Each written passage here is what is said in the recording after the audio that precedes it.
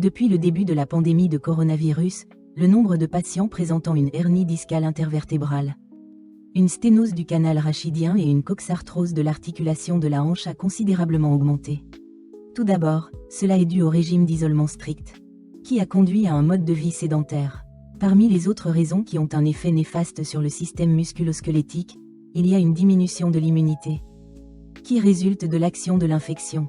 Pendant la pandémie, des experts spécialisés notent que chez les patients ayant souffert du Covid-19, les processus inflammatoires des articulations et de la colonne vertébrale se sont aggravés précisément dans le contexte d'un affaiblissement du système immunitaire.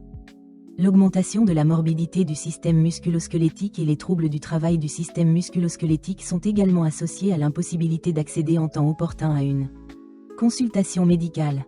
Du côté musculo-squelettique, les patients atteints du Covid-19 peuvent ressentir des douleurs articulaires et musculaires aussi bien modérées que sévères.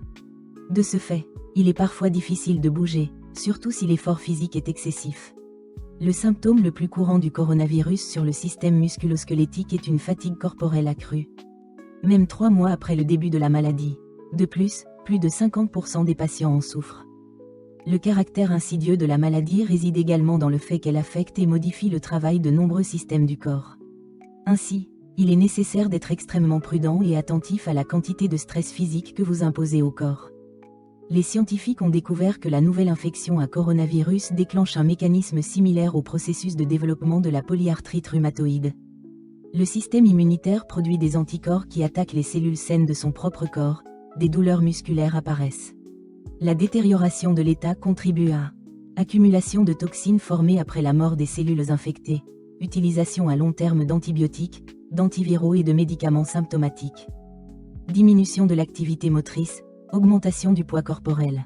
Le groupe à risque comprend les personnes avec des maladies rhumatismales immuno-inflammatoires, arthrite, arthrose, rhumatisme causé par d'autres causes, maladies chroniques nécessitant un traitement anti-inflammatoire au long cours, patients âgés. Selon les statistiques de l'OMS, les femmes sont plus sujettes au syndrome articulaire post-aigu que les hommes.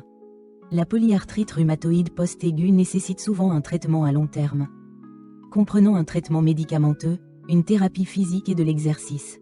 Principaux symptômes: agrandissement de l'articulation, rougeur de la peau, douleur au repos, fatigue accrue, troubles du mouvement, raideur articulaire le matin, une augmentation de la température corporelle. Les articulations font mal après le Covid le plus souvent au repos. Mais les mouvements actifs peuvent aggraver le symptôme. Une telle pathologie aggrave la qualité de vie du patient et, dans les cas graves, entraîne un handicap. L'effet de l'infection à coronavirus sur le corps n'a pas été entièrement étudié.